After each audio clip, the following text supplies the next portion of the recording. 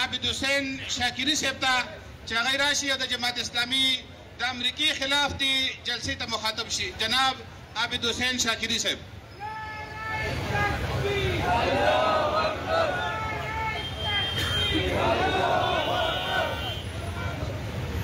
اعوذ بالله من الشیطان الرجیم. پروگرام داوز دا قرآن خاتم النبیین علیه بجر نزیل که هم گمراه ده دی گمراه که دو والا مسلمانان که الحمدلله نش دادیم. قرآن مجید ده حدیث نده چونکه حدیث خکیدهشی ضعیف هم بی که قرآن مجید دیو آیات که چا شاک هم وکرانو چو ضعیف ده دا اسلام نوزی دا سر مسلمان نپتی کیگین دا دا قرآن آیاته دا محمد رسول الله صلی الله علیه و آله و سلام چو کم مرگلی دی کم دی اغا محبت کهونی دی کم دی اغا صحیح مانو که اغا پلیار روان دی اسی هر چوک بیایی خدی جایی که بقیده نشانی خیلی دی اگو نشانون چه نشانی دادی محمد رسول الله اللہ تعالی به سوره فتح کیه چه محمد صلی الله علیه و آله و سلام د الله رسول دی. زما خبره پیوده والذین معه اغا کسان چه دی سره دی اند دی مرگلی دی اگو نشانی چه دی والذین معه اشداء علی الکفار کفارو مقابله کې ډیر سختی اما خپل منځ کې رحماء بینهم خپل منځ کې رحم دي مهربان دي. نو مظلوم فلسطینیانو باندې د ظلم انتهای کوله. هر وخت ظلم نه ښځې محفوظې نه بچي محفوظ نه بوډاګان محفوظ هیڅ هم نه محفوظ. تر دې حده خبره ورسېدله چې مو فلسطینیانو ته دوې لارې پاتې شولې. توجه مې دی خبر ته یا عزت سره ژوند یا ذلت سره مرګ. نه هغوی په دې مجبور شولو څه پرېږدوي هم داسې هم نه پرېږدوي ذلت سره مړ کوي.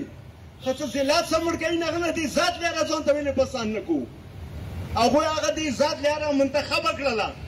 په 7 اکتوبر باندې خپلې دفاع دپاره اسرائیلو باندې حمله وکړله. نعرې تکبیر اسرائیل کا جو یار ہے امریکا کا جو یار ہے چې کله دا جهاد شروع شولو نو الحمدلله د محمد رسول الله صلی الله علیه و سلم منونکو ټول کاریور کې حصہ واخیستله. تاسو ته پته ده اندی ځای کې اندی جماعت اسلامي والا د سید حسن نصر الله پروګرام کړی و زه پکې شریک وم پکې تقریر هم کړلو. حزب الله لګیا شولو بظاهر جنگ حزب الله سره نه و بظاهر جنگ یمن سره نه و بظاهر جنگ اسلامی جمهوریت ایران سره نه و بظاهر جنگ عراق هشت و شعبی سره نه و جنگ صرف فلسطینیانو سره و. خدامو شهید شولو دغه نایب پکې شهید شولو ایران والا کفی زمینان پکې شهیدان شولو یمن والا لوی لوی کسان پکې شهیدان شولو اندیشان سره عراق والا پکې شهیدان شولو. خیر ده دوی شهادتوں نے مجھے تعجب نہ دے میرے شاعر یہی سے گرتے ہیں شہسوار میدان جنگ میں گرتے ہیں شہسوار میدان جنگ میں وہ طفل کیا گرے جو گردوں کے بل چلے کئیوں کا جہاد کری د ظالم بستر کو کس طرح کے چوي هغه خامخا شهید کیږي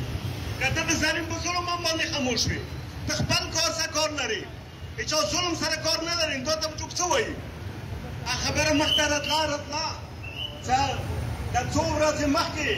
حمله وکړه په اسلامي جمهوریت ایران باندې. دا حمله څه کله وشوله دا حمله هم د اسلامي جمهوریت ایران هیڅ قسم سره نه ذاتي اسرائیلو سره امریکې سره ځمکې څه تنازع نشته دی. چېرې وایو چېرې یوه ځای کې لکه موږ کشمیر سه وطن ځا شته د کشمیر موږ مونږ غصب کړی دی داسې او هغه داسې ټایم کې هم اسرائیلو هم امریکې یوه داسې ټایم کې حملې وکړې چې ظاهرا ایران سره امن مذاکرات روانو امید کې